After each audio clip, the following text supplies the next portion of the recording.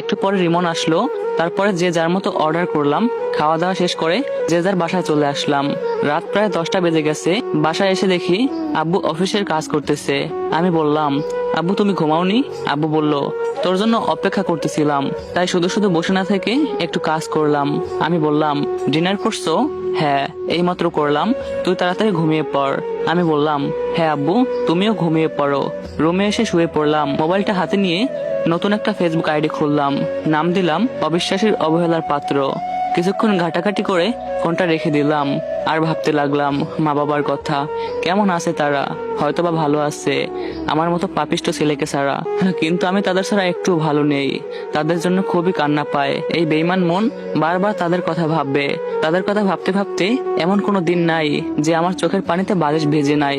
মাঝে মাঝে মনে পড়ে সামিয়ার কথা। মনে মনে ভাবি, সে হয়তো আমাকে ছেড়ে দিয়ে অন্য কাউকে বেছে নিয়েছে। আমার মতো চরিত্রহীনকে তো সে ঘৃণা করত। এসব ভাবতে ভাবতেই ঘুমিয়ে গেলাম। সকালে নাস্তা করে অফিসে গেলাম। এভাবেই কেটে গেল 1টি বছর। এই 1 বছরে অনেক কিছু চেঞ্জ হয়েছে। আজকে অফিস আগেই ছুটি দিছে। অফিস থেকে এসে লাঞ্চ করতেছিলাম, ঠিক তখনই আব্বু বলল, বাবা এবার লেখাপড়াটা শুরু কর। আমি বললাম, হ্যাঁ বাবা, এখন ভর্তি হব। আব্বু বলল, ঠিক আছে, বাসা থেকে একটু দূরে একটা ভালো কলেজ আছে, সেই কলেজের প্রিন্সিপাল স্যারের সাথে আজকে কথা বলছি। কবে ভর্তি হবি?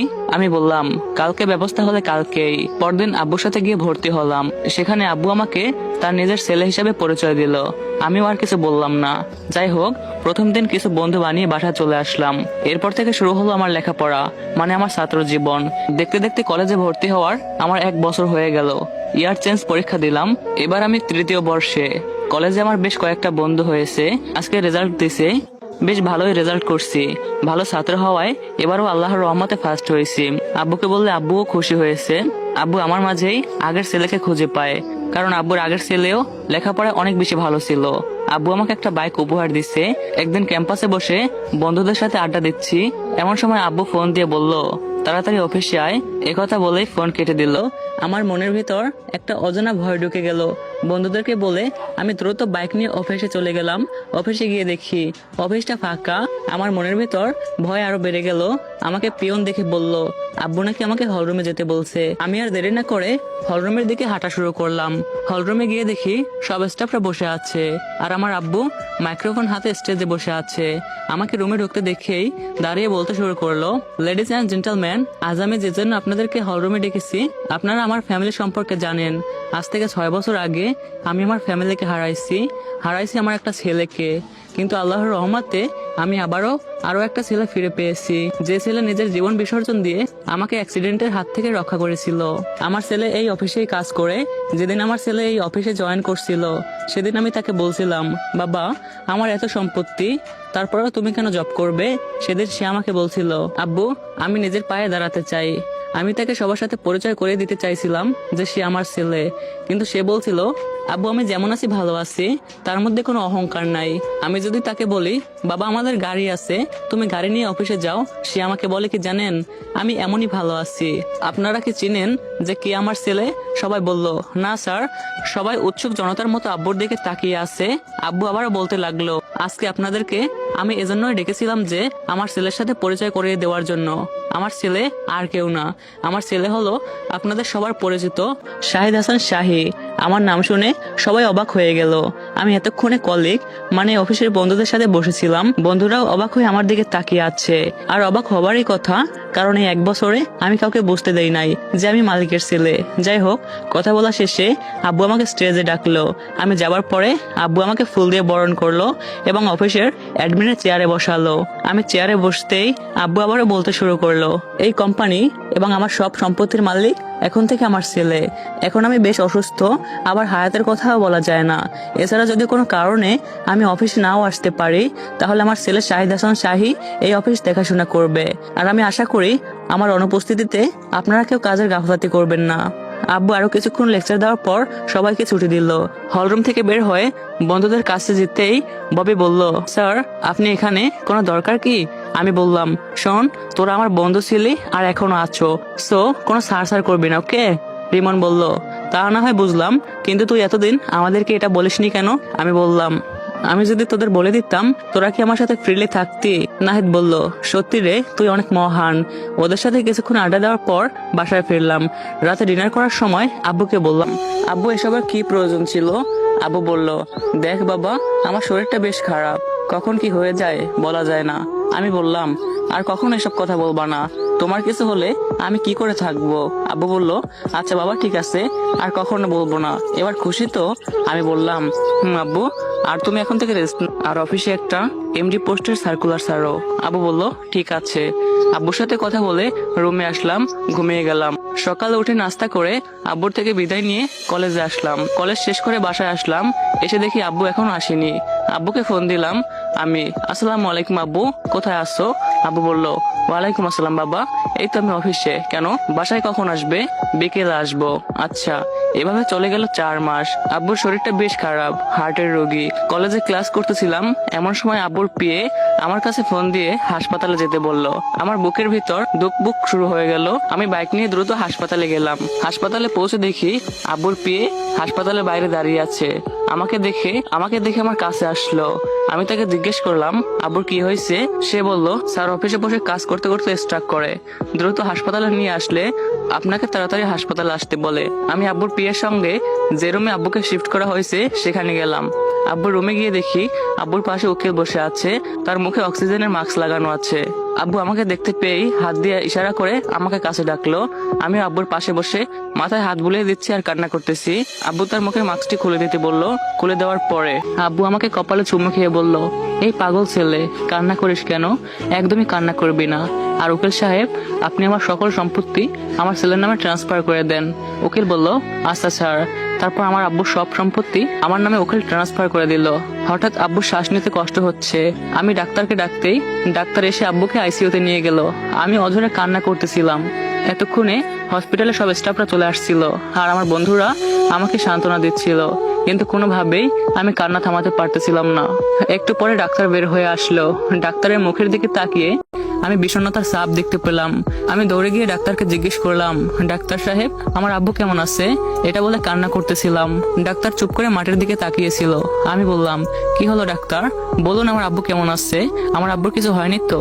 এটা বলতেছিলাম আর কান্না করতেছিলাম। তখন ডাক্তার বলল, সরি, আমরা স্যারকে বাঁচাতে পারলাম না। এই কথা শুনে আমার পায়ের নিচের মাটি সরে গেল। আমি অজরে কান্না করতেছিলাম। আমি বললাম, আব্বু। তারপর আমার কিছু মনে নেই। আমি জ্ঞান ফিরে দেখি আমি হাসপাতালের বেডে শুয়ে আছি আর আমার অফিসের আর কলেজের সকল বন্ধুরা আমার পাশে বসে আছে। আমার চোখ খোলা দেখে নাহিদ বলল, দোস্ত, এটা ভাগ্যে ছিল। আমি বললাম, আমি আব্বুর কাছে যাব, আমাকে আব্বুর কাছে নিয়ে চল। রিমন বলল, শান্ত হ। আমি বললাম, না, আমি আব্বুকে দেখব। শেষে ওরা আমার জোরাজোরিতে আব্বুর কাছে নিয়ে গেল। ডাক্তার আমাকে বলল, প্লিজ আপনি উত্তেজিত হবেন না, আপনার মাথায় সমস্যা হবে। বন্ধুরা বলল, ঠিক আছে স্যার, আমরা দেখতেছি। আব্বুর কাছে গিয়ে দেখি আব্বুকে একটা সাদা কাপড় দিয়ে ঢেকে রাখা হয়েছে। আমি দৌড়ে গিয়ে মুখের কাপড় খুলে দিয়ে কান্না করতে করতে বলতেছিলাম, আব্বু, তুমি আমাকে একা করে কেন ছেড়ে চলে গেলে? কি আমাকে আদর করবে? কি আমাকে তুলে খাওয়াবে? কি আমাকে আদর করে বাবা বলে ডাকবে? কি আমাকে শাসন করবে? কেন আমাকে একা রেখে চলে গেলে? আমি এটা বলে কান্না করতেছিলাম। রিমন আর রাকিব এসে আমাকে আব্বুর কাছ থেকে সরিয়ে নিল। রিমন বলল, দেখ ভাই, এটা ভাগ্যে ছিল, এটা মেনে নিতে হবে। আর সময় নষ্ট না করে স্যারের দাফনের কাজ শেষ করি। আমি বললাম, চল। এরপরে আব্বুর জানাজা করিয়ে দাফন শেষ করলাম। অবশ্য আমি জানাজার নামাজ পড়িয়েছি। আব্বুর দাফন কাজ শেষ করতে সন্ধ্যা হয়ে গেল। বাসায় আসলাম। আমার সাথে থাকার জন্য রিমন, নাহিদ আর রাকিব আসলো আমার বাসায়। বাসায় এসে নিজেকে আর ধরে রাখতে পারতেছিলাম না।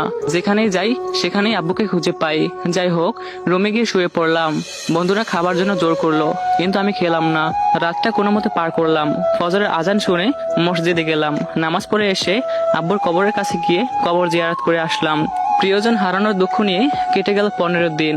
এখন আমি কিছুটা স্বাভাবিক আর অফিসের জন্য একটা এমডি রেখেছি।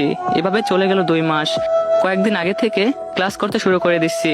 আজকে সকালে অফিসে গেলাম। অফিসে গিয়ে সবার সাথে দেখা করে এমডির কেবিনে গেলাম হিসাব বুঝে নেওয়ার জন্য। মাঝে মাঝে আমি আসি হিসাব বুঝে নেওয়ার জন্য। অফিস থেকে কলেজে গেলাম, ক্লাস করে বাসায় ফিরলাম, গোসল করে মসজিদে নামাজ পড়তে গেলাম। নামাজ পড়ে আব্বুর কবরের কাছে গিয়ে কবর জিয়ারত করলাম। লাঞ্চ করে ঘুমিয়ে গেলাম। বাসায় কাজের জন্য একটা বুয়া মানে একটা খালা আছে। কয়েকদিন আগে এক সন্ধ্যায় রেল স্টেশনে গেছিলাম। সেখানে দেখি একজন বৃদ্ধা মহিলা মাথা হেলে কান্না করতেছে। আমি তাকে জিজ্ঞেস করলাম, কি হয়েছে আপনার? মহিলাটি বলল, বাবা, এই শহরে আমি আমার ছেলের বাসায় থাকতাম, কিন্তু বউয়ের কথা শুনে আজকে সে আমাকে বাসা থেকে বের করে দিছে। এটা বলতেছিল আর কান্না করতেছিল। মানুষ কতই নিষ্ঠুর, তাই না? বউয়ের কথা শুনে নিজের গর্ভধারণী মাকে বাসা থেকে বিতাড়িত করলো। হায় রে মানুষ, ধিক্কার জানাই সেই সব সন্তানকে। হ্যাঁ, মা বৃদ্ধ হয়েছে, উল্টাপাল্টা কথা বলতে বা হিসাব করতেই পারে, তাই বলে নিজের মাকে বাসা থেকে বের করে দেওয়া? আমি বললাম, কোথায় থাকবেন এখন? মহিলা বলল, রাস্তার পাশে থেকে রাত কাটাবো। আমি বললাম, আপনাকে রাস্তায় থাকতে হবে না, আমার বাসায় চলুন। মহিলা বলল, না বাবা, তোমার বাসায় গেলে তোমার মা বাবার সমস্যা হবে। আমি বললাম, আমার বাবা মা কেউ নেই, চলুন। তারপর থেকে এই মহিলা আমার বাসায় থাকে, আমি কাজ করতে না দিলেও করে। যাই হোক, এবার বাস্তবে ফিরি। বিকেলে ঘুম থেকে উঠে নামাজ পড়ে হাসপাতালে গেলাম, কারণ আমার মাঝে মাঝে মাথার সমস্যার জন্য চেক আপ করাতে হয়। চেক আপ করে ডাক্তারের কেবিন থেকে বের হয়ে আসি। হাসপাতাল থেকে বাইরে এসে দেখি একটা মেয়ে, আনুমানিক বয়স 17 থেকে 18 হবে, চেয়ারে বসে কান্না করতেছে। আমি মেয়েটিকে বললাম, কি হয়েছে আপু? মেয়েটি বলল, আমার আম্মুর ব্রেন টিউমার হয়েছে, হঠাৎ করে আজকে বেশি অসুস্থ হয়ে পড়ে। হাসপাতালে নিয়ে আসি, কিন্তু ডাক্তার আমার আম্মুকে দেখে বলল, আম্মুর অপারেশন করা লাগবে, আর এজন্য 2 লক্ষ টাকার প্রয়োজন। টাকা ছাড়া আম্মুকে অপারেশন করাবে না। আর ডাক্তার বলল, অপারেশন ছাড়া আম্মুকে বাঁচানোও যাবে না। এটা বলতেছিল আর কান্না করতেছিল। আমি বললাম, আপু তুমি কোনো চিন্তা করো না, তোমার আম্মুর অপারেশন হবে, তোমার আম্মুর কাছে আমাকে নিয়ে চলো। আমার কথা শুনে মেয়েটির চোখে মুখে খুশির আভা দেখতে পেলাম। মেয়েটি বলল, সত্যি আপনি আমার আম্মুর অপারেশন করাতে টাকা দিবেন? আমি বললাম, আপু, তোমার আম্মুর কাছে আমাকে নিয়ে চলো। মেয়েটি বলল, চলুন। মেয়েটির সাথে ওর মায়ের কাছে গেলাম। গিয়ে দেখি একটা বেডে শুয়ে রাখা হয়েছে, চোখ বন্ধ করে আছে, মনে হয় ঘুমিয়ে গেছে। তারপর আমি চলে আসলাম ডাক্তারদের কেবিনে। কিছু ডাক্তার বসে নাস্তা করতেছে আর টিভি দেখতেছে। এটা দেখে প্রচুর পরিমাণ রাগ উঠলো। ওই রোগীটার আশেপাশে কোনো ডাক্তার বা নার্স নেই। একটা মানুষ মৃত্যু সজ্জায় মৃত্যুর প্রহর গুনতেছে, আর ডাক্তাররা তাদের রুমে বসে নাস্তা করতেছে। আজ যদি এই মানুষটা ধনী বা কোনো প্রভাবশালী হতো, তাহলে হয়তো ওই রুমটাতে ডাক্তারের সিরিয়াল পড়ে যেত। শুধু বাধাটা কোথায় জানেন? তো গাইজ, আমি জানি গল্পটা শুনে তোমরা ইমোশনাল হয়ে গেছো। তো তোমাদেরকে বলবো, এই ভিডিওতে যদি 1000 লাইক এবং 500 কমেন্ট আসে, তাহলে পরবর্তী পার্ট খুব শীঘ্রই অনেক বড় করে দিব। তো সবাই এখনই কমপ্লিট করে দাও। আর হ্যাঁ গাইজ, সাবস্ক্রাইব করতে একদমই ভুলবা না। আল্লাহ হাফেজ।